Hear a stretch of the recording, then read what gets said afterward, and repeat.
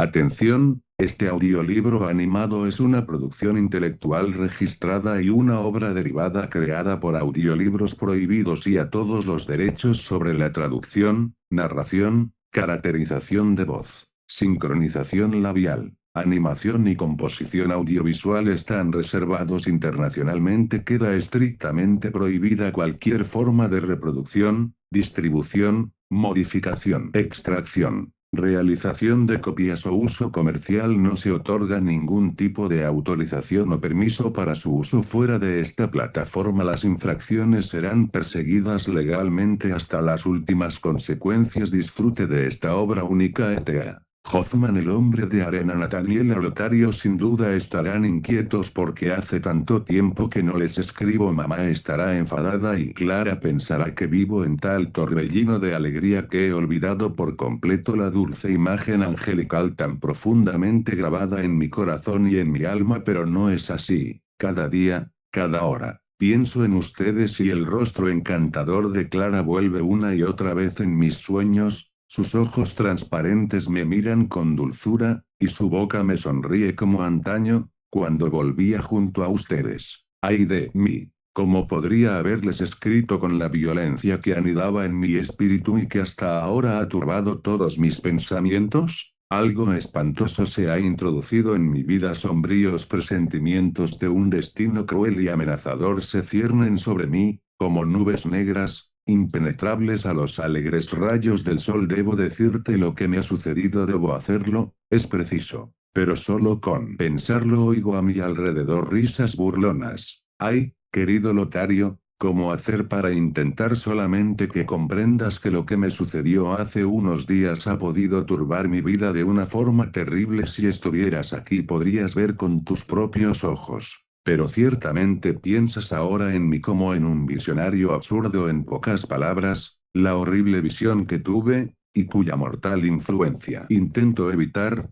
consiste simplemente en que, hace unos días, concretamente el de octubre a mediodía, un vendedor de barómetros entró en mi casa y me ofreció su mercancía. No compré nada y lo amenacé con precipitarlo escaleras abajo. Pero se marchó al instante. Sospechas sin duda que circunstancias concretas que han marcado profundamente mi vida conceden relevancia a este insignificante acontecimiento, y así es en efecto. Reúno todas mis fuerzas para contarte con tranquilidad y paciencia algunas cosas de mi infancia que aportarán luz y claridad a tu espíritu. En el momento de comenzar te veo reír y oigo a Clara que dice: son auténticas chiquilladas. Ríanse. Ríanse de todo corazón, se los suplico. Pero Dios del cielo, mis cabellos se erizan, y me parece que los conjuro a burlarse de mí en el delirio de la desesperación, como Franz Moore conjuraba a Daniel. Vamos al hecho en cuestión. Salvo en las horas de las comidas, mis hermanos y yo veíamos a mi padre bastante poco. Estaba muy ocupado en su trabajo después de la cena, que, conforme a las antiguas costumbres, se servía a las 7. Íbamos todos, nuestra madre con nosotros, al despacho de nuestro padre, y nos sentábamos a una mesa redonda. Mi padre fumaba su pipa y bebía un gran vaso de cerveza. Con frecuencia nos contaba historias maravillosas, y sus relatos lo apasionaban tanto que dejaba que su pipa se apagase. Yo estaba encargado de encendérsela de nuevo con una astilla prendida, lo cual me producía un indescriptible placer. También a menudo nos daba libros con láminas, y permanecía silencioso e inmóvil en su sillón apartando espesas nubes de humo que nos envolvían a todos como la niebla en este tipo de veladas. Mi madre estaba muy triste, y apenas oía sonar las 9, exclamaba: vamos niños, a la cama. El hombre de arena está al llegar.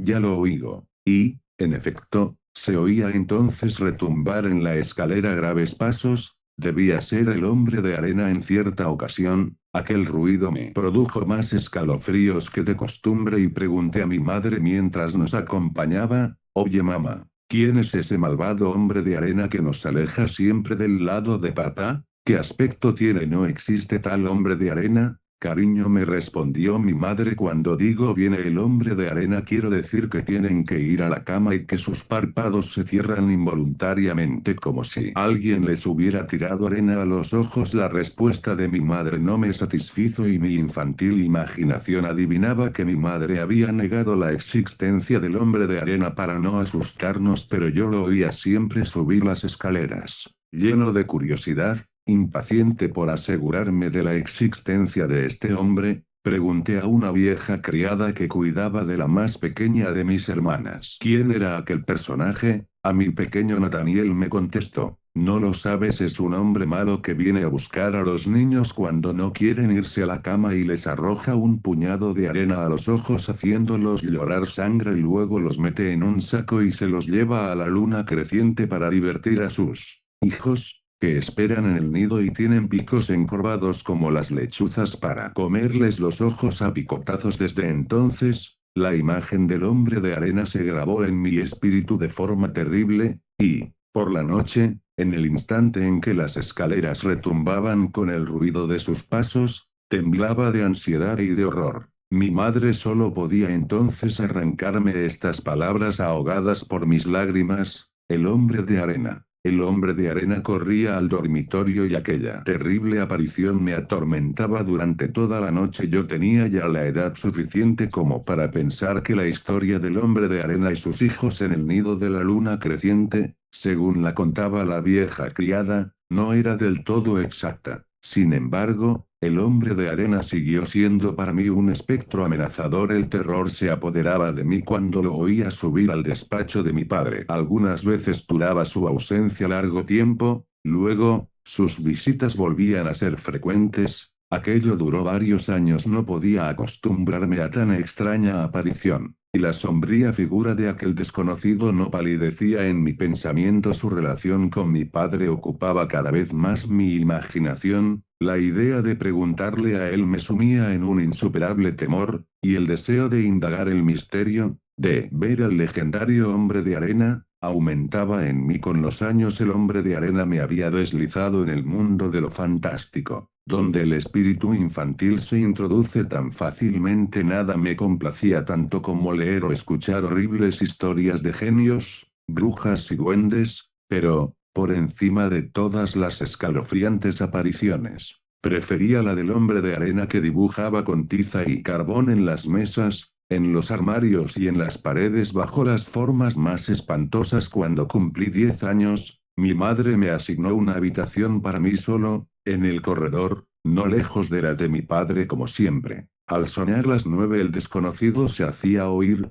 y había que retirarse desde mi habitación. Lo oía entrar en el despacho de mi padre, y poco después me parecía que un imperceptible vapor se extendía por toda la casa. La curiosidad por ver al hombre de arena de la forma que fuese crecía en mí cada vez más. Alguna vez abrí mi puerta, cuando mi padre ya se había ido, y me deslicé en el corredor, pero no pude oír nada, pues siempre habían cerrado ya la puerta. Cuando alcanzaba la posición adecuada para poder verle finalmente, empujado por un deseo irresistible, decidí esconderme en el gabinete de mi padre, y esperar allí mismo al hombre de arena. Por el semblante taciturno de mi padre y por la tristeza de mi madre supe una noche que vendría el hombre de arena. Pretexté un enorme cansancio y abandonando la sala antes de las 9 fui a esconderme detrás de la puerta. La puerta de la calle crujió en sus goznes y lentos pasos, tardos y amenazadores, retumbaron desde el vestíbulo hasta las escaleras. Mi madre y los niños pasaron apresuradamente ante mí. Abrí despacio, muy despacio, la puerta del gabinete de mi padre. Estaba sentado como de costumbre, en silencio y de espaldas a la puerta. No me vio, y corrí a esconderme detrás de una cortina que tapaba un armario en el que estaban colgados sus trajes. Después los pasos se oyeron cada vez más cerca, alguien tosía, resoplaba y murmuraba de forma singular. El corazón me latía de miedo y expectación. Muy cerca de la puerta, un paso sonoro, un golpe violento en el picaporte, los goznes giran ruidosamente. Adelanto a mi pesar la cabeza con precaución.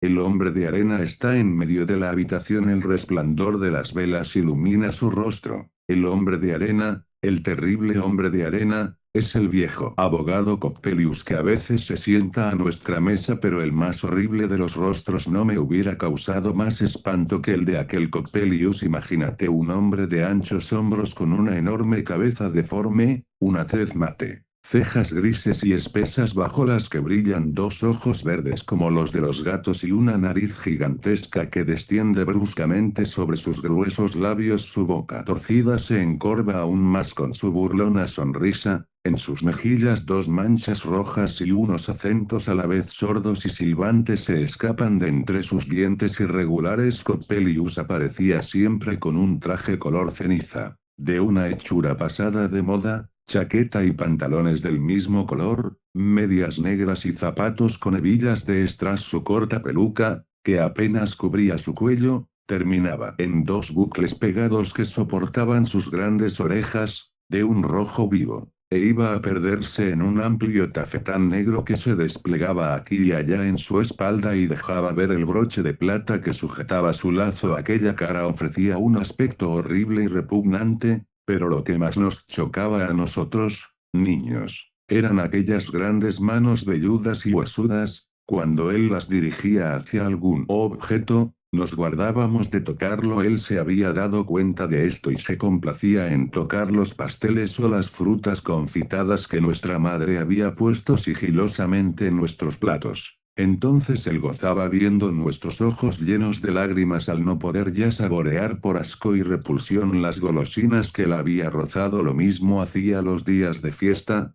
Cuando nuestro padre nos servía un vasito de vino dulce, entonces se apresuraba a coger el vaso y lo acercaba a sus labios azulados, y reía diabólicamente viendo cómo solo podíamos exteriorizar nuestra rabia con leves sollozos. Acostumbraba a llamarnos los animalitos. En presencia suya no nos estaba permitido decir una sola palabra y maldecíamos con toda nuestra alma a aquel personaje odioso, a aquel enemigo que envenenaba deliberadamente nuestra más pequeña alegría. Mi madre parecía odiar tanto como nosotros al repugnante Coppelius, pues, desde el instante en que aparecía, su dulce alegría y su despreocupada forma de ser se tornaban en una triste y sombría gravedad. Nuestro padre se comportaba con Coppelius como si éste perteneciera a un rango superior y hubiera que soportar sus desaires con buen ánimo. Nunca dejaba de ofrecerle sus platos favoritos y descorchaba en su honor vinos de reserva. Al ver entonces a Coppelius me di cuenta de que ningún otro podía haber sido el hombre de arena. Pero el hombre de arena ya no era para mí aquel ogro del cuento de la niñera que se lleva a los niños a la luna, al nido de sus hijos con pico de lechuza. No era una odiosa y fantasmagórica criatura que dondequiera que se presentase traía tormento y necesidad,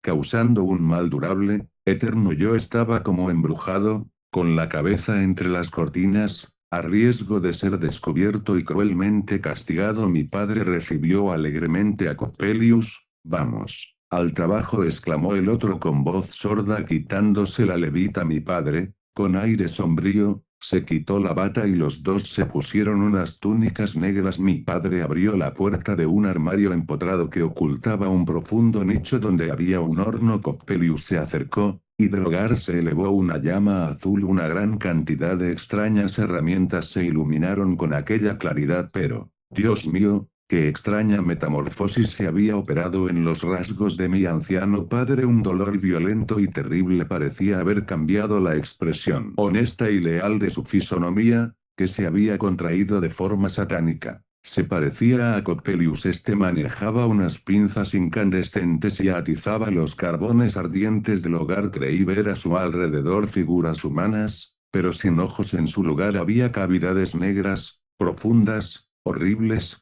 Ojos, ojos, gritaba Coppelius con voz sorda, amenazadora. Grité y caí al suelo, violentamente abatido por el miedo. Entonces Coppelius me cogió. Pequeña bestia, dijo haciendo crujir los dientes de un modo espantoso. Diciendo esto me arrojó al horno, cuya llama aprendía ya mis cabellos. Ahora, exclamó, ya tenemos ojos, ojos. Un hermoso par de ojos de niño, y con sus manos cogió del hogar un puñado de carbones ardientes que se disponía a arrojar a mis ojos, cuando mi padre, con las manos juntas, le imploró: maestro, maestro, deja los ojos a mi Nathaniel. Déjaselos. Coppelius se echó a reír de forma estrepitosa. Que el niño conserve sus ojos para que estos realicen su trabajo en el mundo, pero, puesto que está aquí, observemos atentamente el mecanismo de sus pies y de sus manos. Sus dedos apretaron todas las articulaciones de mis miembros,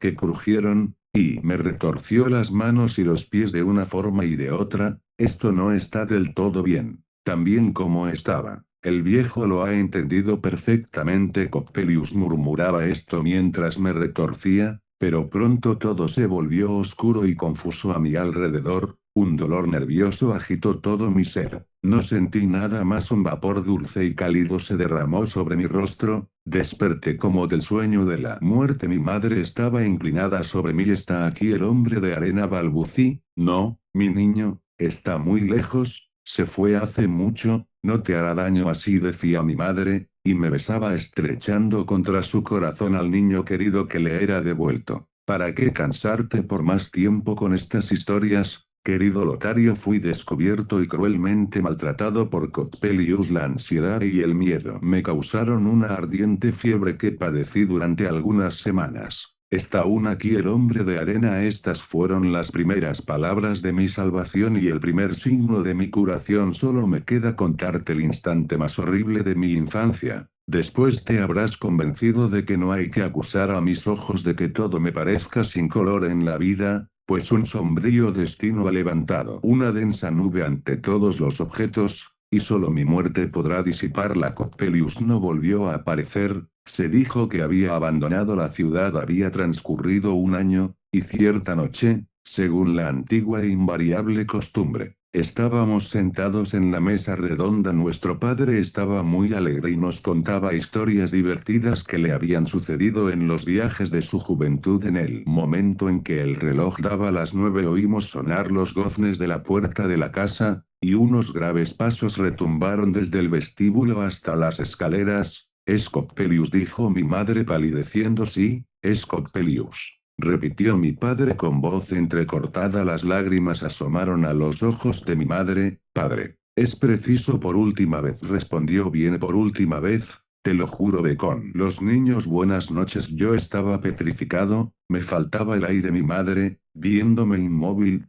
me cogió del brazo. «Ven, Nathaniel», me dijo. Me dejé llevar a mi habitación. «Estate tranquilo y acuéstate. Duerme», me dijo al irse, pero un terror invencible me agitaba y no pude cerrar los ojos. El horrible, el odioso Coppelius estaba ante mí, con sus ojos destellantes, sonriéndome hipócrita, e intentaba alejar su imagen. Era cerca de medianoche cuando se oyó un golpe violento, como la detonación de un arma de fuego. La casa entera se tambaleó. Alguien pasó corriendo por delante de mi cuarto y la puerta de la calle se cerró estrepitosamente de un porrazo. «Es Coppelius», grité fuera de mí, y salté de la cama. Oí gemidos, corrí a la habitación de mi padre. La puerta estaba abierta, se respiraba un humo asfixiante, y una criada gritaba: el señor», delante del horno encendido, en el suelo, yacía mi padre muerto, con la cara destrozada. Mis hermanas, de rodillas a su alrededor, clamaban y gemían. Mi madre había caído inmóvil junto a su marido. «Coppelius, monstruo infame, has asesinado a mi padre», grité y caí sin sentido. 2 días más tarde, cuando colocaron su cuerpo en el ataúd, sus rasgos habían vuelto a ser serenos y dulces como lo fueron durante toda su vida. Aquella imagen mitigó mi dolor. Pensé que su alianza con el infernal Coppelius no lo había llevado a la condenación eterna. La explosión había despertado a los vecinos, el suceso causó sensación, y las autoridades, que tuvieron conocimiento del mismo, requirieron la presencia de Coppelius, pero había desaparecido de la ciudad sin dejar rastros. Si te dijera, querido amigo, que el vendedor de barómetros no era otro sino el miserable Coppelius, comprenderías el horror que me produjo tan desgraciada y enemiga aparición. Llevaba otro traje, pero los rasgos de Coppelius están demasiado profundamente marcados en mi alma como para poder equivocarme. Además, Coppelius ni siquiera ha cambiado de nombre. Se hace pasar aquí, según tengo oído, por un mecánico piamontés llamado Giuseppe Coppola. Estoy decidido a vengar la muerte de mi padre, Pase lo que pase, no digas nada a mi madre de este encuentro cruel. Saluda a la encantadora Clara. Le escribiré con una mayor presencia de ánimo. Queda con Dios, etcétera. Clara a Nathaniel. Es cierto que hace mucho que no me has escrito, pero creo, sin embargo, que me llevas en tu alma y en tus pensamientos, pues pensabas vivamente en mí cuando, queriendo enviar tu última carta a mi hermano Lotario, la suscribiste a mi nombre. La abrí con alegría y solo me di cuenta de mi error al ver estas palabras. Ay, mi querido Lotario, sin duda no debería haber seguido leyendo y debí entregar la carta a mi hermano. Alguna vez me has reprochado entre risas el que yo tuviera un espíritu tan apacible y tranquilo que si la casa se derrumbara, antes que huir, colocaría en su sitio una cortina mal puesta, pero apenas podía respirar y todo daba vueltas ante mis ojos. Mi querido Nathaniel, al saber la infortunada causa que ha turbado tu vida, separación eterna, no verte nunca más, este presentimiento me atravesaba como un puñal ardiente. De ahí y volví a leer tu descripción del repugnante Coppelius. Es horrible. Así he sabido la forma cruel en que murió tu anciano y venerable padre. Mi hermano, a quien remití lo que le pertenecía, intentó tranquilizarme. Sin conseguirlo, el fatal vendedor de barómetros Giuseppe Coppola me perseguía, y casi me avergüenza confesar que ha turbado, con terribles imágenes, mi sueño siempre profundo y tranquilo. Pero de pronto, desde la mañana siguiente, todo me parece distinto. No estés enfadado conmigo, amor mío. Si Lotario te dice que a pesar de tus funestos presentimientos sobre Coppelius no se altera mi serenidad en absoluto, te diré sinceramente lo que pienso. Las cosas terribles de que hablas tienen su origen dentro de ti mismo. El mundo exterior y real tiene poco que ver. El viejo Coppelius sin duda era repelente, pero, como odiaba a los niños, esto producía en ustedes, niños, verdadero horror hacia él. El hombre de arena de la niñera se asoció en tu imaginación infantil al viejo Coppelius, quien, sin que te dieras cuenta, permaneció en ti como un fantasma de tus primeros años. Sus entrevistas nocturnas con tu padre no tenían otro objeto que realizar experimentos de alquimia, cosa que afligía a tu madre, pues posiblemente costaba mucho dinero, y aquella ocupación, además de llenar a su esposo de una engañosa esperanza de sabiduría, lo apartaba del cuidado de su familia. Tu padre sin duda causó su muerte por imprudencia suya, y Coppelius no es culpable. ¿Creerías que ayer pregunté a un viejo vecino boticario si los experimentos químicos podían causar explosiones mortales? Asintió, describiéndome largamente a su manera cómo se hacían tales cosas, citándome gran número de palabras extrañas que no he podido retener en mi memoria. Ahora vas a enfadarte con tu Clara, dices. En su frío espíritu no entra ni un solo rayo misterioso de los que tantas veces abrazan al hombre con sus alas invisibles.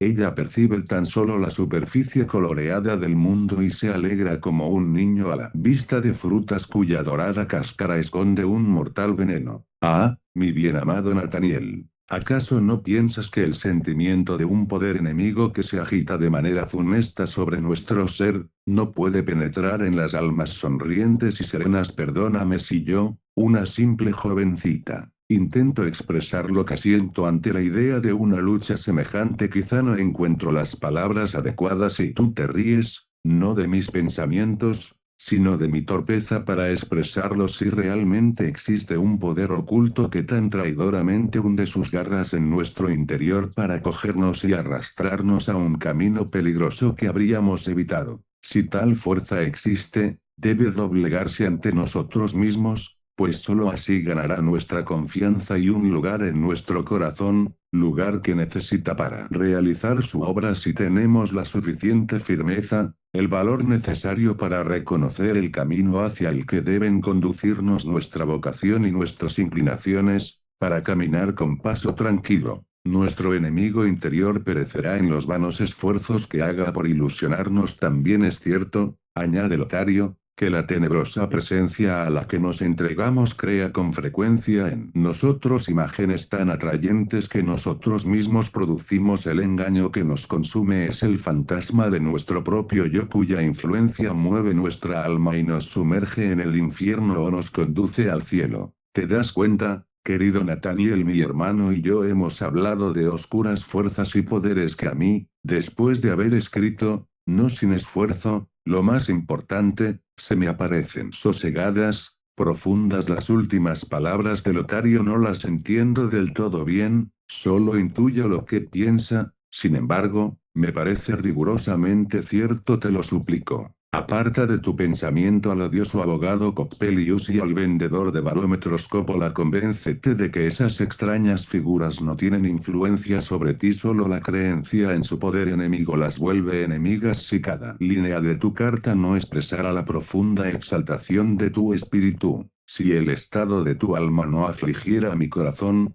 podría bromear sobre tu hombre de arena y tu abogado alquimista. Alégrate. Me he prometido estar a tu lado como un ángel guardián y arrojar al odioso Coppola de una loca carcajada si viniera a turbar tu sueño. No le temo en absoluto, ni a él ni a sus horribles manos que no podrían estropearme las golosinas ni arrojarme arena a los ojos. Hasta siempre, mi bien amado Nathaniel, etcétera. Nathaniel. A Lotario me resulta muy penoso el que Clara, por un error que causó mi negligencia, haya roto el sello de mi carta y la haya leído. Me ha escrito una epístola llena de una profunda filosofía, según la cual me demuestra explícitamente que Coppelius y Coppola solo existen en mi interior y que se trata de fantasmas de mi yo que se verán reducidos a polvo en cuanto los reconozca como tales. Uno jamás podría imaginar que el espíritu que brilla en sus claros y estremecedores ojos, como un delicioso sueño, sea tan inteligente y pueda razonar de una forma tan metódica. Se apoya en tu autoridad. Han hablado de mí los dos juntos. Le has dado un curso de lógica para que pueda ver las cosas con claridad y razonadamente. Déjalo. Además, es cierto que el vendedor de barómetros Coppola no es el viejo abogado Coppelius. Asisto a las clases de un profesor de física de origen italiano que acaba de llegar a la ciudad. Un célebre naturalista llamado Spallanzani conoce a Coppola desde hace muchos años y, por otra parte, es fácil observar su acento piamontesco. Coppelius era alemán, pero no un alemán honesto. Aún así, no estoy del todo tranquilo. Tú y Clara pueden seguir considerándome un sombrío soñador, pero no puedo apartar de mí la impresión que Coppola y su espantoso rostro causaron en mí. Estoy contento de que haya abandonado la ciudad. Según dice Spallanzani, este profesor es un personaje singular, un hombre rechoncho, de pómulos salientes, nariz puntiaguda y ojos pequeños y penetrantes. Te lo podrías imaginar mejor que con mi descripción mirando el retrato de Cagliostro realizado por Chodowiecki y que aparece en cualquier calendario berlinés. Así es Spallanzani. Hace unos días, subiendo a su apartamento, observé que una cortina que habitualmente cubre una puerta de cristal estaba un poco separada. Ignoro yo mismo cómo me encontré mirando a través del cristal una mujer alta, muy delgada, de armoniosa silueta, magníficamente vestida. Estaba sentada con sus manos apoyadas en una mesa pequeña. Estaba situada frente a la puerta, y de este modo pude contemplar su rostro arrebatador. Pareció no darse cuenta de que la miraba, y sus ojos estaban fijos, parecían no ver. Era como si durmiera con los ojos abiertos. Me sentí tan mal que corrí a meterme en el salón de actos que está justo al lado. Más tarde supe que la persona que había visto era la hija de Spallanzani, llamada Olimpia, a la que éste guarda con celo, de forma que nadie puede acercarse a ella. Esta medida debe ocultar algún misterio, y Olimpia tiene sin duda alguna tara, pero, porque te escribo estas cosas podría contártelas personalmente. Debes saber que dentro de 2 semanas estaré con ustedes. Tengo que ver a mi ángel, a mi Clara. Entonces podrá borrarse la impresión que se apoderó de mí. Lo confieso al leer su carta tan fatal y razonable. Por eso no le escribo hoy. Mil abrazos, etcétera. Nadie podría imaginar algo tan extraño y maravilloso como lo que le sucedió a mi pobre amigo, el joven estudiante Nathaniel, y que voy a referirte, lector. ¿Acaso no has sentido alguna vez tu interior lleno de extraños pensamientos? ¿Quién no ha sentido latir su sangre en las venas y un rojo ardiente en las mejillas? Las miradas parecen buscar entonces imágenes fantásticas e invisibles en el espacio y las palabras se exhalan entrecortadas. En vano los amigos te rodean y te preguntan qué te sucede y tú querrías pintar con sus brillantes colores, sus sombras y sus luces destellantes, las vaporosas figuras que percibes, y te esfuerzas inútilmente en encontrar palabras para expresar tu pensamiento. Querrías reproducir con una sola palabra todo cuanto estas apariciones tienen de maravilloso, de magnífico, de sombrío horror y de alegría inaudita, para sacudir a los amigos como con una descarga eléctrica. Pero toda palabra, cada frase, te parece descolorida, glacial. Sin vida buscas y rebuscas, y balbuces y murmuras, y las tímidas preguntas de tus amigos vienen a golpear, como el soplo del viento, tu ardiente imaginación hasta acabar apagándola. Pero si tú, como un hábil pintor, trazas un rápido esbozo de tales imágenes interiores, del mismo modo puedes también animar con poco esfuerzo los colores y hacerlos cada vez más brillantes, y las diversas figuras fascinan a los amigos que te ven en medio del mundo que tu alma ha creado. Debo confesar que, a mí, querido lector, nadie me ha preguntado por la historia del joven Nathaniel. Pero tú sabes que yo pertenezco a esa clase de autores que cuando se encuentra en el estado de ánimo que acabo de describir se imagina que cuantos lo rodean, e incluso el mundo entero, le preguntan, ¿qué te pasa? Cuéntanos. Así, una fuerza poderosa me obliga a hablarte del fatal destino de Nathaniel. Su vida singular me impresionaba, y por esta razón me atormentaba la idea de comenzar su historia de una manera significativa, original. Érase una vez bonito principio. Para aburrir a todo el mundo en la pequeña ciudad de S, vivía, algo mejor, si se tiene en cuenta que prepara ya el desenlace o bien entrar in medias res, váyase al diablo. Exclamó colérico con los ojos llenos de furia y de espanto el estudiante Nathaniel cuando el vendedor de barómetros Giuseppe Coppola así había empezado ya a escribir cuando creí ver algo de burla en la enfurecida mirada de Nathaniel. Aunque la historia no es en absoluto divertida, no me vino a la mente ninguna frase que reflejara el estallido de colores de la imagen que brillaba en mi interior. Decidí entonces no empezar. Toma,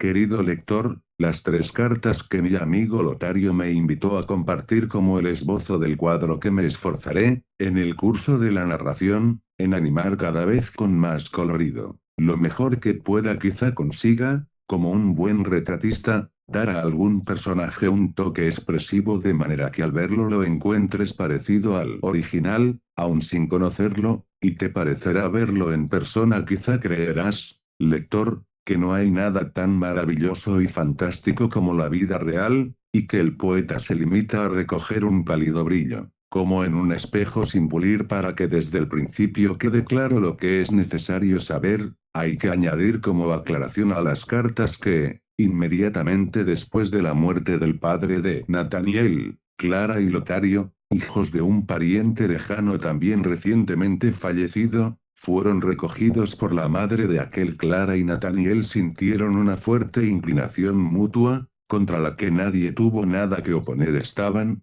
pues, prometidos cuando Nathaniel abandonó la ciudad para proseguir sus estudios en G. Aquí se encuentra mientras escribe su última carta y asiste al curso del célebre profesor de física Spallanzani. Y ahora podría continuar mi relato tranquilamente, pero la imagen de Clara se presenta ante mis ojos tan llena de vida que no puedo apartarla de mí. Como me pasaba siempre que me miraba dulcemente, no podía decirse que Clara fuese bella. Esto pensaban al menos los entendidos en belleza. Sin embargo, los arquitectos elogiaban la pureza de las líneas de su talle. Los pintores decían que su nuca, sus hombros y su seno eran tal vez demasiado castos, pero todos amaban su maravillosa cabellera que recordaba a la de la Magdalena y coincidían en el color de su tez, digno de un bactón. Y uno de ellos, un auténtico extravagante, comparaba sus ojos a un lago de Ruizael, donde se reflejan el azul del cielo, el colorido del bosque y las flores del campo. La vida apacible. Poetas y virtuosos iban más lejos y decían, como hablan de lagos y de espejos, no podemos contemplar a esta muchacha sin que su mirada haga brotar de nuestra alma cantos y armonías celestes que nos sobrecogen y nos animan. ¿Acaso no cantamos nosotros también?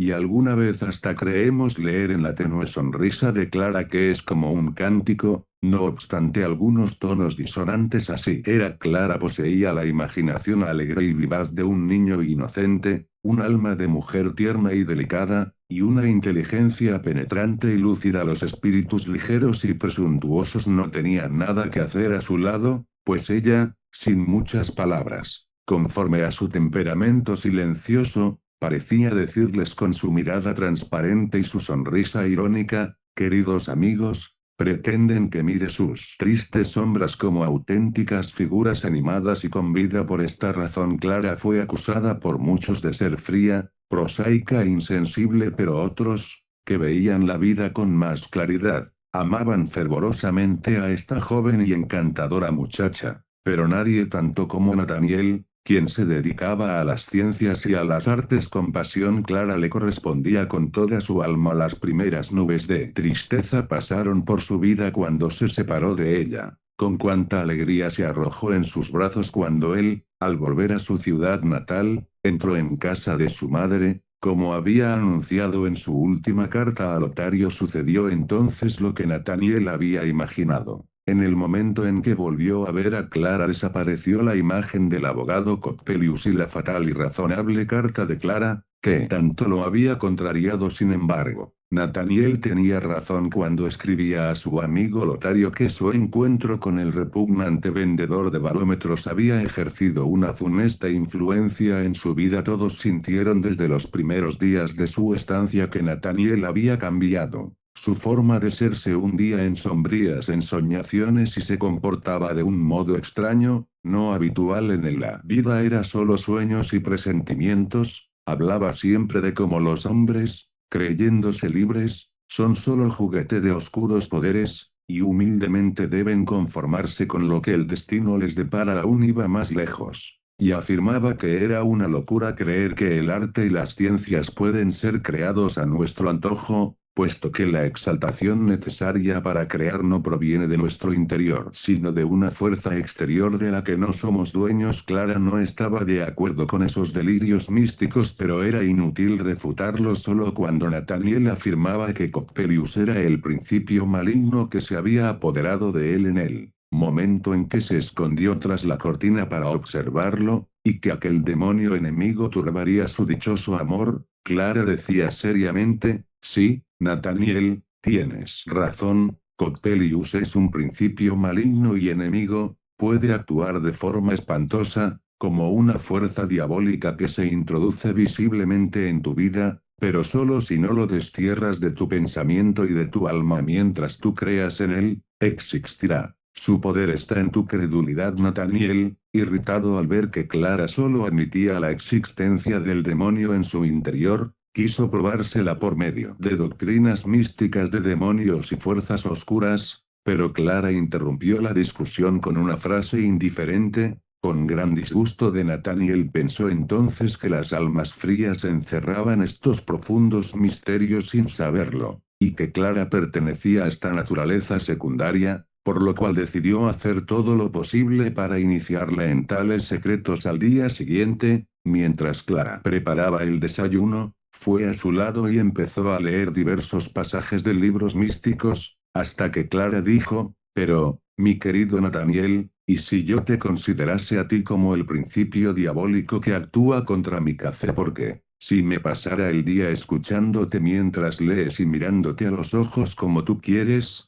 el café herviría en el fuego y no desayunaríais ninguno. Nathaniel cerró el libro de golpe y se dirigió malhumorado a su habitación. En otro tiempo había escrito cuentos agradables y animados que Clara escuchaba con indescriptible placer, pero ahora sus composiciones eran sombrías, incomprensibles, vagas, y podía sentir en el indulgente silencio de Clara que no eran de su gusto. Nada era peor para Clara que el aburrimiento. Su mirada y sus palabras dejaban ver que el sueño se apoderaba de ella. Las obras de Nathaniel eran de hecho muy aburridas. Su disgusto por el frío y prosaico carácter de Clara fue en aumento, y Clara no podía vencer el mal humor que le producía el sombrío y aburrido misticismo de Nathaniel, y así, sus almas se fueron alejando una de otra, sin que se dieran cuenta. La imagen del odioso Coppelius, como el mismo Nathaniel podía reconocer, cada vez era más pálida en su fantasía, y hasta le costaba a menudo un esfuerzo darle vida y color en sus poemas, donde aparecía como un horrible espantajo del destino finalmente. El atormentado presentimiento de que Coppelius destruiría su amor le inspiró el tema de una de sus composiciones. Se describía a él mismo y a Clara unidos por un amor fiel,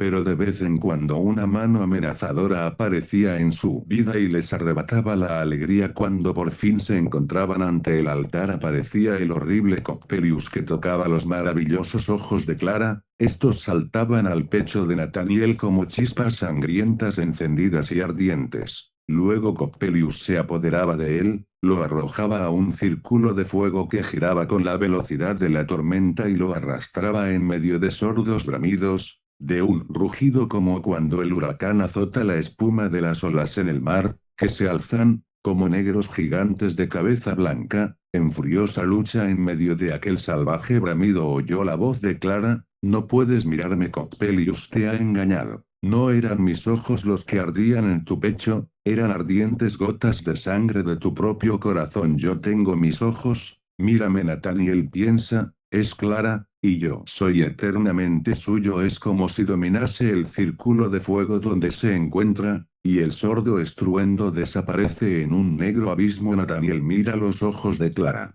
pero es la muerte la que lo contempla amigablemente con los ojos de Clara. Mientras Nathaniel escribía este poema estaba muy tranquilo y reflexivo, limaba y perfeccionaba cada línea, y volcado por completo en la rima, no descansaba hasta conseguir que todo fuera puro y armonioso. Cuando terminó y leyó el poema en voz alta, el horror se apoderó de él y exclamó espantado: ¿de quién es esa horrible voz? Enseguida le pareció, sin embargo, que había escrito un poema excelente, y que podría inflamar el frío ánimo de Clara, sin darse cuenta de que así conseguiría sobresaltarla con terribles imágenes que presagiaban un destino fatal que destruiría su amor. Nathaniel y Clara se hallaban sentados en el pequeño jardín de su madre. Clara estaba muy alegre porque Nathaniel, desde hacía 3 días durante los cuales había trabajado en el poema, no la había atormentado con sus sueños y presentimientos. También Nathaniel hablaba con entusiasmo y alegría de cosas divertidas, de modo que Clara dijo: ahora vuelvo a tenerte, ¿ves cómo hemos desterrado al odioso Coppelius? Nathaniel entonces se acordó de que llevaba el poema en el bolsillo y de que deseaba leérselo. Sacó las hojas y comenzó su lectura. Clara, esperando algo aburrido como de costumbre, y resignándose, empezó a hacer punto. Pero, del mismo modo que se van levantando los negros y cada vez más sombríos nubarrones, dejó caer su labor y miró fijamente a Nathaniel a los ojos. Este seguía su lectura fascinado, con las mejillas encendidas y los ojos llenos de lágrimas. Cuando terminó suspiró profundamente abatido, cogió la mano de Clara y sollozando exclamó desconsolado: ah, Clara, Clara. Clara lo estrechó contra su pecho y le dijo dulcemente pero seria: Nathaniel, querido Nathaniel, arroja al fuego esa loca y absurda historia. Nathaniel se levantó indignado y exclamó apartándose de Clara: eres un autómata inanimado y maldito, y se alejó corriendo. Clara se echó a llorar amargamente, y decía entre sollozos: nunca me ha amado. Pues no me comprende. Lotario apareció en el cenador y Clara tuvo que contarle lo que había sucedido, cómo amaba a su hermana con toda su alma. Cada una de sus quejas caía como una chispa en su interior, de tal modo que el disgusto que llevaba en su corazón desde hacía tiempo contra el misionario Nathaniel se transformó en una cólera terrible. Corrió tras él y le reprochó con tan duras palabras su loca conducta para con su querida hermana, que el fogoso Nathaniel contestó de igual manera. Los insultos de fatuo, insensato y loco, fueron contestados por los de desgraciado y vulgar. El duelo era inevitable. Decidieron batirse a la mañana siguiente detrás del jardín y, conforme a las reglas académicas, con afilados floretes se separaron sombríos y silenciosos. Clara había oído la violenta discusión, y al ver que el padrino traía los floretes al atardecer, Presintió lo que iba a ocurrir. Llegados al lugar del desafío se quitaron las levitas en medio de un hondo silencio, e iban a abalanzarse uno sobre otro con los ojos relampagueantes de ardor sangriento cuando apareció Clara en la puerta del jardín separándolos, exclamó entre sollozos: «Locos, salvajes, tendrán que matarme a mí antes que uno de ustedes caiga. ¿Cómo podría seguir viviendo en este mundo si mi amado matara a mi hermano o mi hermano a mi amado Lotario?» Dejó caer el arma y bajó los ojos en silencio, pero Nathaniel sintió renacer dentro de sí toda la fuerza de su amor hacia Clara de la misma manera que lo había sentido en los hermosos días de la juventud. El arma homicida cayó de sus manos y se arrojó a los pies de Clara diciendo: «¿Podrás perdonarme alguna vez tú, mi querida Clara, mi único amor? ¿Podrás perdonarme, querido hermano Lotario?» Lotario se conmovió al ver el profundo dolor de su amigo derramando abundantes lágrimas. Se abrazaron los tres y se juraron permanecer unidos por el amor y la fidelidad. A Nathaniel le pareció haberse librado de una pesada carga que lo oprimía. Como si se hubiera liberado de un oscuro poder que amenazaba todo su ser. Permaneció aún durante 3 felices días junto a sus bienamados hasta que regresó a G, donde debía permanecer un año más antes de volver para siempre a su ciudad natal. A la madre de Nathaniel se le ocultó todo lo referente a Coppelius, pues sabían que no podía pensar sin horror en aquel hombre a quien, al igual que Nathaniel, culpaba de la muerte de su esposo. ¿Cuál no sería la sorpresa de Nathaniel cuando, al llegar a su casa en G, vio que ésta había ardido entera, y que solo quedaban de ella los muros y un montón de escombros? El fuego había comenzado en el laboratorio del químico, situado en el piso bajo. Varios amigos que vivían cerca de la casa incendiada habían conseguido entrar valientemente en la habitación de Nathaniel, situada en el último piso, y salvar sus libros, manuscritos e instrumentos, que trasladaron a otra casa donde alquilaron una habitación en la que Nathaniel se instaló. No se dio cuenta al principio de que el profesor Spallanzani vivía enfrente, y no llamó especialmente su atención observar que desde su ventana podía ver el interior de la habitación donde Olimpia estaba sentada a solas. Podía reconocer su silueta claramente,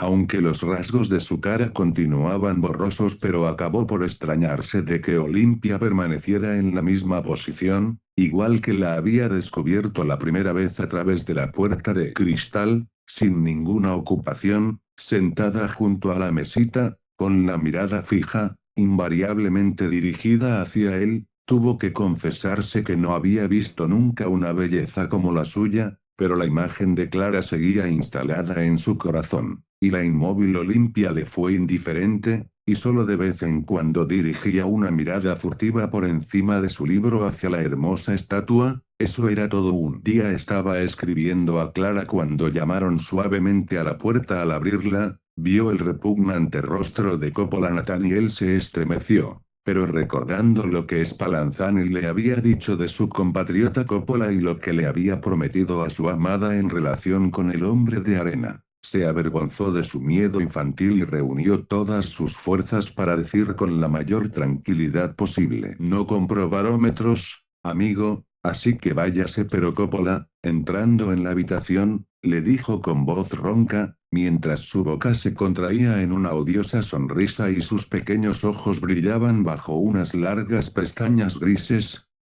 no barómetros, no barómetros. También tengo bellos ojos, bellos ojos». Nathaniel, espantado, exclamó: «Maldito loco, ¿cómo puedes tú tener ojos, ojos, ojos?» Al instante puso Coppola a un lado los barómetros y empezó a sacar del inmenso bolsillo de su levita lentes y gafas que iba dejando sobre la mesa. «Gafas para poner sobre la nariz, esos son mis ojos, bellos ojos». Y, mientras hablaba, seguía sacando más y más gafas, tantas que empezaron a brillar y a lanzar destellos sobre la mesa. Miles de ojos centelleaban y miraban fijamente a Nathaniel, pero él no podía apartar su mirada de la mesa, y Coppola continuaba sacando cada vez más gafas y cada vez eran más terribles las encendidas miradas que disparaban sus rayos sangrientos en el pecho de Nathaniel.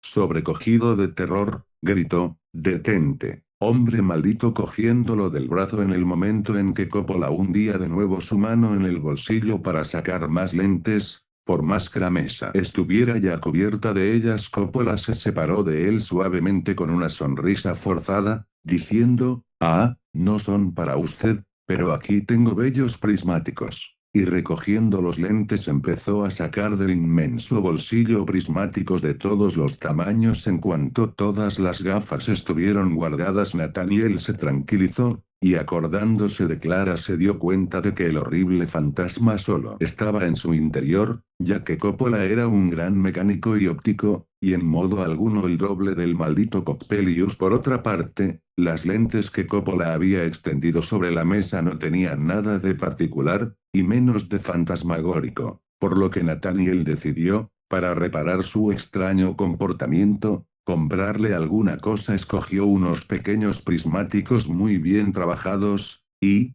para probarlos, miró a través de la ventana. Nunca en su vida había utilizado unos prismáticos con los que pudieran verse los objetos con tanta claridad y pureza. Involuntariamente miró hacia la estancia de Spallanzani. Olimpia estaba sentada, como de costumbre, ante la mesita, con los brazos apoyados y las manos cruzadas. Por primera vez podía Nathaniel contemplar la belleza de su rostro. Solo los ojos le parecieron algo fijos, muertos. Sin embargo, a medida que miraba más y más a través de los prismáticos, le parecía que los ojos de Olimpia irradiaban húmedos rayos de luna. Creyó que ella veía por primera vez y que sus miradas eran cada vez más vivas y brillantes. Nathaniel permanecía como hechizado junto a la ventana, absorto en la contemplación de la belleza celestial de Olimpia. Un ligero carraspeo lo despertó como de un profundo sueño. Coppola estaba detrás de él, 13 chin y 3 ducados. Nathaniel, que había olvidado al óptico por completo, se apresuró a pagarle. ¿No es verdad? Buenos prismáticos,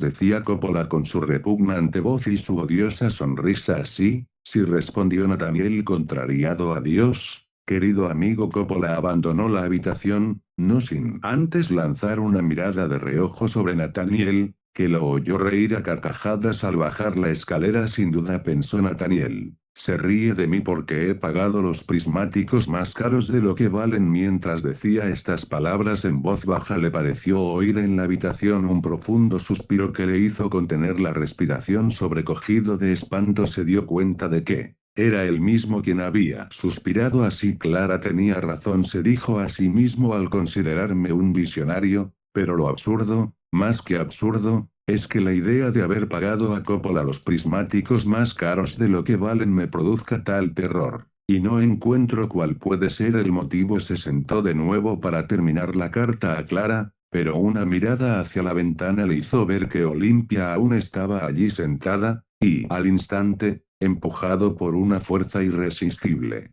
cogió los prismáticos de Coppola y ya no pudo apartarse de la seductora mirada de Olimpia hasta que vino a buscarlo su amigo Segismundo para asistir a clase del profesor Spallanzani. A partir de aquel día la cortina de la puerta de cristal estuvo totalmente echada, por lo que no pudo ver a Olimpia, y los 2 días siguientes tampoco la encontró en la habitación. Si bien apenas se apartó de la ventana mirando a través de los prismáticos, al tercer día estaba la ventana cerrada. Lleno de desesperación y poseído de delirio y ardiente deseo, salió de la ciudad. La imagen de Olimpia flotaba ante él en el aire, aparecía en cada arbusto y lo miraba con ojos radiantes desde el claro riachuelo. El recuerdo de Clara se había borrado, solo pensaba en Olimpia y gemía y sollozaba: estrella de mi amor, ¿por qué te has alzado para desaparecer súbitamente y dejarme en una noche oscura y desesperada? Cuando Nathaniel volvió a su casa observó una gran agitación en la de Spallanzani. Las puertas estaban abiertas, y unos hombres metían muebles. Las ventanas del primer piso estaban abiertas también, y unas atareadas criadas iban y venían mientras carpinteros y tapiceros daban golpes y martilleaban por toda la casa. Nathaniel, asombrado, se detuvo en mitad de la calle. Segismundo se le acercó sonriente y le dijo: ¿qué me dices de nuestro viejo amigo Spallanzani? Nathaniel aseguró que no podía decir nada, puesto que nada sabía de él, y que le sorprendía bastante que aquella casa silenciosa y sombría se viera envuelta en tan gran tumulto y actividad. Segismundo le dijo entonces que al día siguiente daba Spallanzani una gran fiesta con concierto y baile a la que estaba invitada media universidad. Se rumoreaba que Spallanzani iba a presentar por primera vez a su hija Olimpia, que hasta entonces había mantenido oculta, con extremo cuidado, a las miradas de todos. Nathaniel encontró una invitación, y, con el corazón palpitante, se encaminó a la hora fijada a casa del profesor. Cuando empezaban a llegar los carruajes y resplandecían las luces de los adornados salones, la reunión era numerosa y brillante. Olimpia apareció ricamente vestida. Con un gusto exquisito. Todos admiraron la perfección de su rostro y de su talle. La ligera inclinación de sus hombros parecía estar causada por la oprimida esbeltez de su cintura de avispa. Su forma de andar tenía algo de medido y de rígido. Causó mala impresión a muchos, y fue atribuida a la turbación que le causaba tanta gente. El concierto empezó. Olimpia tocaba el piano con una habilidad extrema, e interpretó un aria con voz tan clara y penetrante que parecía el sonido de una campana de cristal. Nathaniel estaba fascinado. Se encontraba en una de las últimas filas y el resplandor de los candelabros le impedía apreciar los rasgos de Olimpia sin ser visto. Sacó los lentes de Coppola y miró a la hermosa Olimpia. Entonces sintió las miradas anhelantes que ella le dirigía, y que a cada nota le acompañaba una mirada de amor que lo atravesaba ardientemente. Las brillantes notas le parecían a Nathaniel el lamento celestial de un corazón enamorado, y cuando finalmente la cadencia del largo trino resonó en la sala, le pareció que un brazo ardiente lo ceñía. Estasiado, no pudo contenerse y exclamó en voz alta: Olimpia. Todos los ojos se volvieron hacia él. Algunos rieron. El organista de la catedral adoptó un aire sombrío y dijo simplemente: bueno. El concierto había terminado y el baile comenzó. Bailar con ella, era ahora su máximo deseo, su máxima aspiración, pero como tener el valor de invitarla a ella, la reina de la fiesta, sin saber ni él mismo cómo, se encontró junto a Olimpia, a quien nadie había sacado aún, cuando comenzaba el baile, y después de intentar balbucir algunas palabras, tomó su mano. La mano de Olimpia estaba helada y él se sintió atravesado por un frío mortal. La miró fijamente a los ojos, que irradiaban amor y deseo, y al instante le pareció que el pulso empezaba a latir en su fría mano y que una sangre ardiente corría por sus venas. También Nathaniel sentía en su interior una ardorosa voluptuosidad. Rodeó la cintura de la hermosa Olimpia y cruzó con ella la multitud de invitados. Creía haber bailado acompasadamente, pero la rítmica regularidad con que Olimpia bailaba, y que algunas veces lo obligaba a detenerse, le hizo observar enseguida que no seguía los compases. No quiso bailar con ninguna otra mujer, y hubiera matado a cualquiera que se hubiese acercado a Olimpia para solicitar un baile. Si Nathaniel hubiera sido capaz de ver algo más que a Olimpia, no habría podido evitar alguna pelea, pues murmullos burlones y risas apenas sofocadas se escapaban de entre los grupos de jóvenes, cuyas curiosas miradas se dirigían a Olimpia sin que se pudiera saber por qué. Excitado por la danza y por el vino, había perdido su natural timidez. Sentado junto a Olimpia y con su mano entre las suyas, le hablaba de su amor exaltado e inspirado con palabras que nadie, ni él ni Olimpia, habría podido comprender. O quizá Olimpia sí, pues lo miraba fijamente a los ojos y de vez en cuando suspiraba, a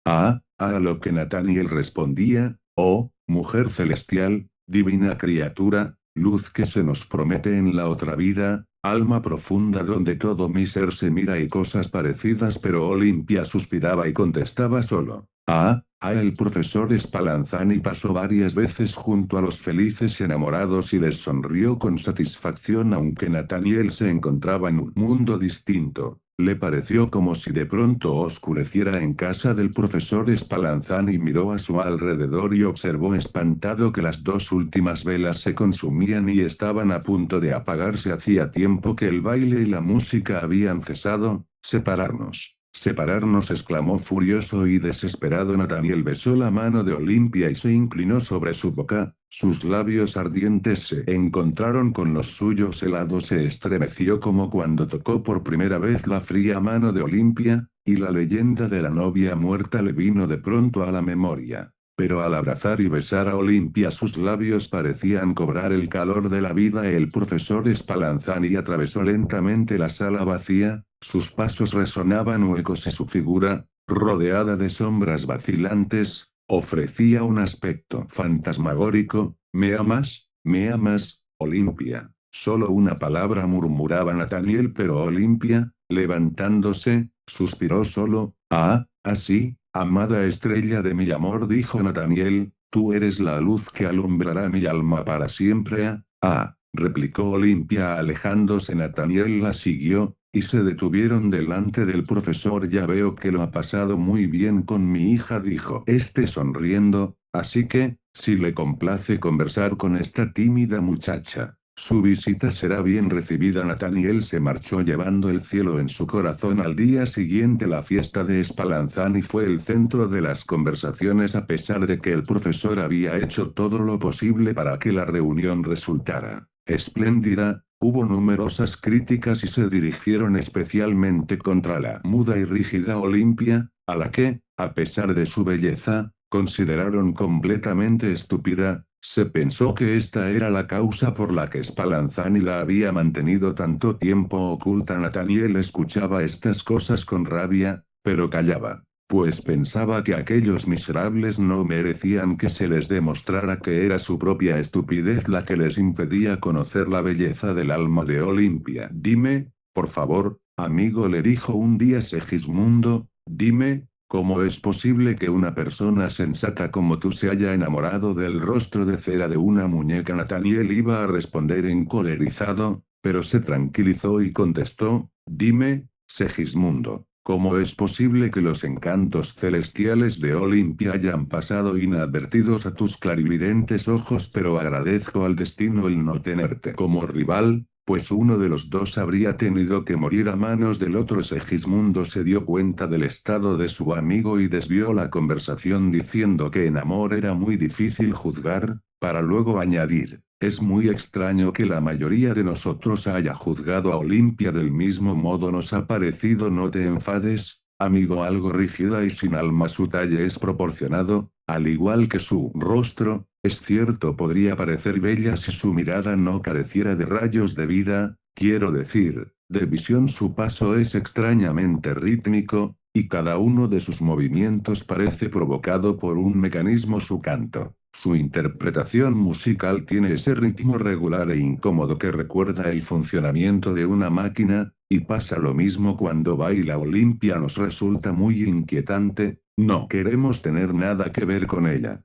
porque nos parece que se comporta como un ser viviente pero que pertenece a una naturaleza distinta. Nathaniel no quiso abandonarse a la amargura que provocaron en él las palabras de Segismundo. Hizo un esfuerzo para contenerse y respondió, simplemente muy serio, para ustedes, almas prosaicas y frías, Olimpia resulta inquietante solo al espíritu de un poeta. Se le revela una personalidad que le es semejante. Solo a mí se han dirigido su mirada de amor y sus pensamientos. Solo en el amor de Olimpia he vuelto a encontrarme a mí mismo. ¿A ustedes no les parece bien que Olimpia no participe en conversaciones vulgares, como hacen las gentes superficiales? Habla poco, es verdad, pero esas pocas palabras son para mí como jeroglíficos de un mundo interior lleno de amor y de conocimientos de la vida espiritual en la contemplación de la eternidad. Ya sé que esto para ustedes no tiene ningún sentido, y es en vano hablar de ello. Que Dios te proteja, hermano, dijo Segismundo dulcemente,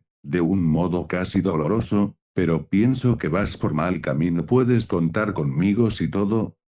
No quiero decir nada más. Nathaniel comprendió de pronto que el frío y prosaico Segismundo acababa de demostrarle su lealtad y estrechó de corazón la mano que le tendía. Había olvidado por completo que existía una Clara en el mundo a la que él había amado, su madre, Lotario. Todos habían desaparecido de su memoria. Vivía solamente para Olimpia, junto a quien permanecía cada día largas horas hablándole de su amor, de la simpatía de las almas y de las afinidades psíquicas. Todo lo cual Olimpia escuchaba con gran atención. Nathaniel sacó de los lugares más recónditos de su escritorio todo lo que había escrito, poesías, fantasías, visiones, novelas, cuentos. Y todo esto se vio aumentado con toda clase de disparatados sonetos, estrofas, canciones que leía a Olimpia durante horas sin cansarse. Jamás había tenido una oyente tan admirable. No cosía ni tricotaba, no miraba por la ventana, no daba de comer a ningún pájaro, ni jugaba con ningún perrito, ni con su gato favorito, ni recortaba papeles o cosas parecidas, ni tenía que ocultar un bostezo con una tos forzada. En una palabra, permanecía horas enteras con los ojos fijos en él, inmóvil,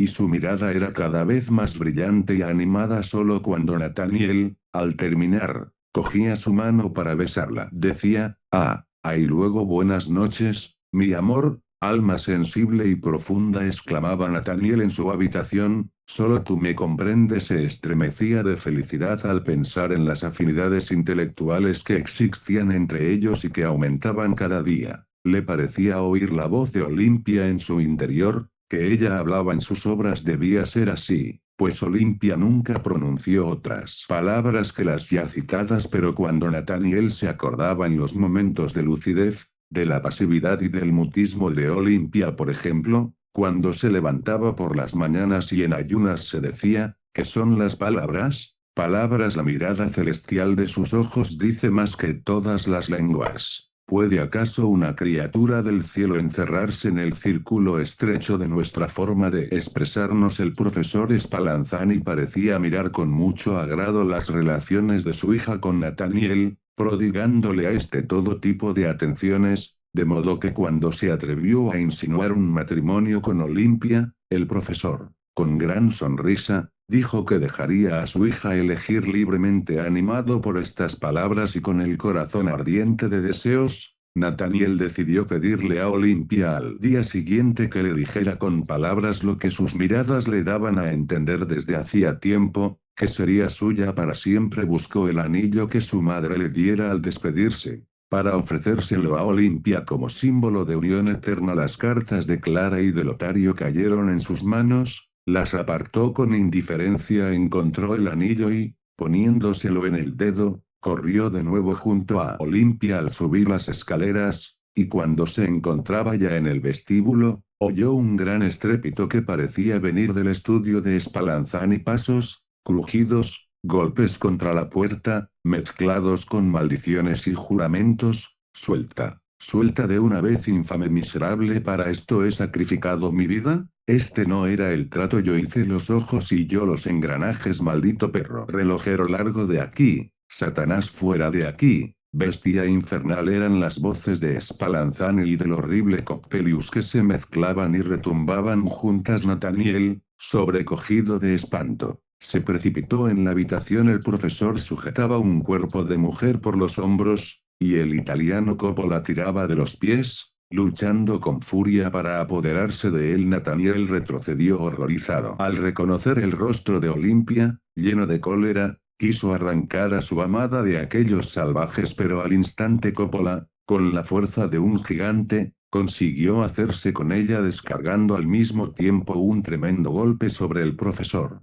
que fue a caer sobre una mesa llena de frascos, cilindros y alambiques, que se rompieron en mil pedazos. Coppola se echó el cuerpo a la espalda y bajó rápidamente las escaleras profiriendo una horrible carcajada. Los pies de Olimpia golpeaban con un sonido de madera en los escalones. Nathaniel permaneció inmóvil. Había visto que el pálido rostro de cera de Olimpia no tenía ojos, y que en su lugar había unas negras cavidades. Era una muñeca sin vida. Spallanzani yacía en el suelo en medio de cristales rotos que lo habían herido en la cabeza, en el pecho y en un brazo, y sangraba abundantemente. Reuniendo fuerzas dijo, corre tras él, corre. ¿A qué esperas? Coppelius me ha robado mi mejor autómata. 20 años de trabajo. He sacrificado mi vida. Los engranajes, la voz, el paso, eran míos. Los ojos, te he robado los ojos. Maldito, corre tras él. Devuélveme a mi Olimpia. Aquí tienes los ojos. Entonces vio Nathaniel en el suelo un par de ojos sangrientos que lo miraban fijamente. Spallanzani los recogió y se los lanzó al pecho. El delirio se apoderó de él y, confundidos sus sentidos y su pensamiento, decía, uy, uy, círculo de fuego, gira, círculo de fuego, linda muñequita de madera, gira. Qué divertido. Y precipitándose sobre el profesor lo agarró del cuello. Lo hubiera estrangulado, pero el ruido atrajo a algunas personas que derribaron y luego ataron al colérico Nathaniel, salvando así al profesor Segismundo, aunque era muy fuerte, apenas podía sujetar a su amigo, que seguía gritando con voz terrible, gira, muñequita de madera. Pegando puñetazos a su alrededor finalmente consiguieron dominarlo. Entre varios sus palabras seguían oyéndose como un rugido salvaje, y así, en su delirio, fue conducido al manicomio. Antes de continuar, oh amable lector, con la historia del desdichado Nathaniel, puedo decirte, ya que te interesarás por el mecánico y fabricante de autómatas Spallanzani, que se restableció completamente de sus heridas. Se vio obligado a abandonar la universidad porque la historia de Nathaniel había producido una gran sensación y en todas partes se consideró intolerable el hecho de haber presentado en los círculos de té donde había tenido cierto éxito a una muñeca de madera. Los juristas encontraban el engaño tanto más punible cuanto que se había dirigido contra el público y con tanta astucia que nadie salvo algunos estudiantes muy inteligentes había sospechado nada, aunque ahora todos decían haber concebido sospechas al respecto. Para algunos, entre ellos un elegante asiduo a las tertulias de té, resultaba sospechoso el que Olimpia estornudase con más frecuencia que bostezaba, lo cual iba contra todas las reglas. Aquello era debido, según el elegante, al mecanismo interior que crujía de una manera distinta, etc.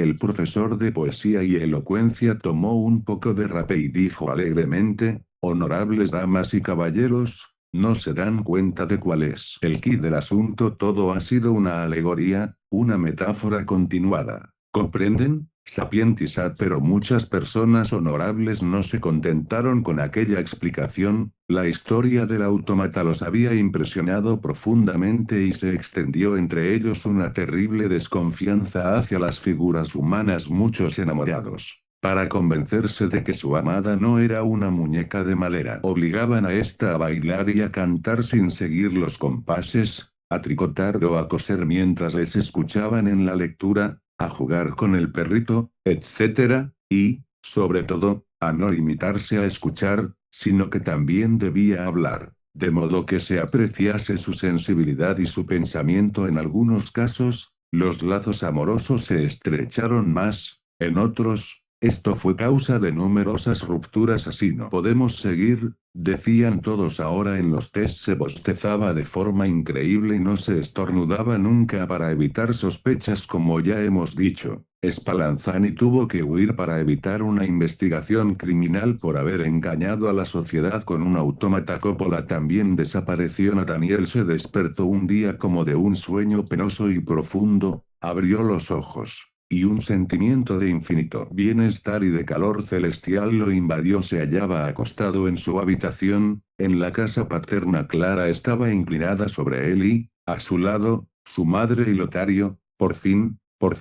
querido Nathaniel, te has curado de una grave enfermedad. Otra vez eres mío. Así hablaba Clara, llena de ternura, abrazando a Nathaniel, que murmuró entre lágrimas, Clara, mi Clara. Segismundo, que no había abandonado a su amigo, entró en la habitación. Nathaniel le estrechó la mano. Hermano, no me has abandonado. Todo rastro de locura había desaparecido, y muy pronto los cuidados de su madre, de su amada y de los amigos le devolvieron las fuerzas. La felicidad volvió a aquella casa, pues un viejo tío, de quien nadie se acordaba, acababa de morir y había dejado a la madre en herencia una extensa propiedad cerca de la ciudad. Toda la familia se proponía ir allí, la madre, Lotario, y Nathaniel y Clara, quienes iban a contraer matrimonio. Nathaniel estaba más amable que nunca. Había recobrado la ingenuidad de su niñez y apreciaba el alma pura y celestial de Clara. Nadie le recordaba el pasado ni en el más mínimo detalle. Solo cuando Segismundo fue A despedirse de él le dijo, bien sabe Dios, hermano, que estaba en el mal camino, pero un ángel me ha conducido a tiempo al sendero de la luz. Ese ángel ha sido Clara. Segismundo no le permitió seguir hablando.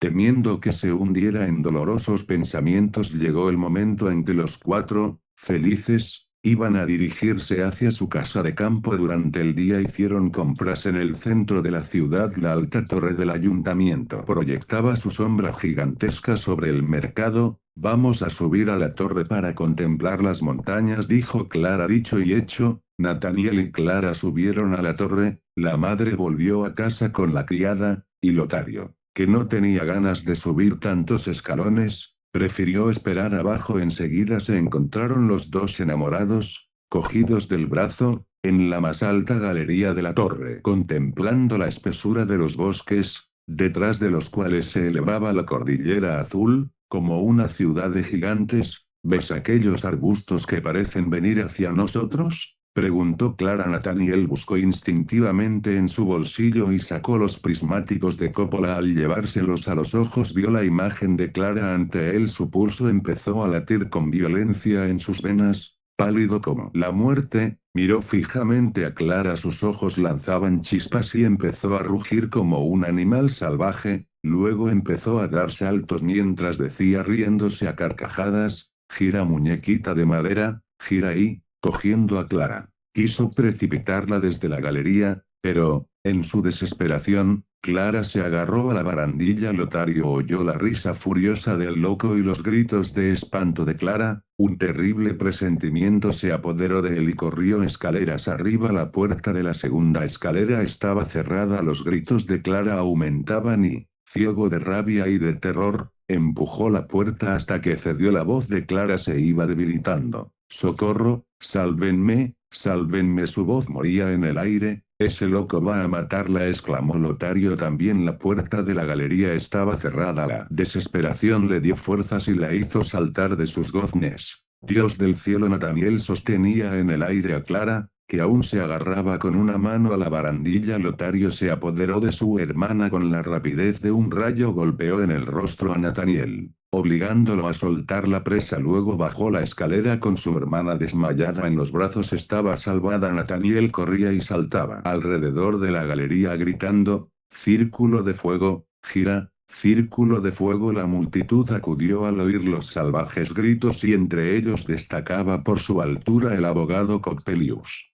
que acababa de llegar a la ciudad y se encontraba en el mercado cuando alguien propuso subir a la torre para dominar al insensato. Coppelius dijo riendo, solo hay que esperar, ya bajará solo, y siguió mirando hacia arriba como los demás. Nathaniel se detuvo de pronto y miró fijamente hacia abajo, y distinguiendo a Coppelius gritó con voz estridente, ¡ah, hermosos ojos, hermosos ojos! Y se lanzó al vacío. Cuando Nathaniel quedó tendido y con la cabeza rota sobre las losas de la calle, Coppelius desapareció. Alguien asegura haber visto años después a Clara, en una región apartada, sentada junto a su dichoso marido ante una linda casa de campo. Junto a ellos jugaban dos niños encantadores. Se podría concluir diciendo que Clara encontró por fin la felicidad tranquila y doméstica que correspondía a su dulce y alegre carácter y que nunca habría disfrutado junto al fogoso y exaltado Nathaniel. Atención, este audiolibro animado es una producción intelectual registrada y una obra derivada creada por Audiolibros Prohibidos y a todos los derechos sobre la traducción, narración, caracterización de voz, sincronización labial, animación y composición audiovisual están reservados internacionalmente. Queda estrictamente prohibida cualquier forma de reproducción, distribución, modificación, extracción, realización de copias o uso comercial. No se otorga ningún tipo de autorización o permiso para su uso fuera de esta plataforma. Las infracciones serán perseguidas legalmente hasta las últimas consecuencias. Disfrute de esta obra única.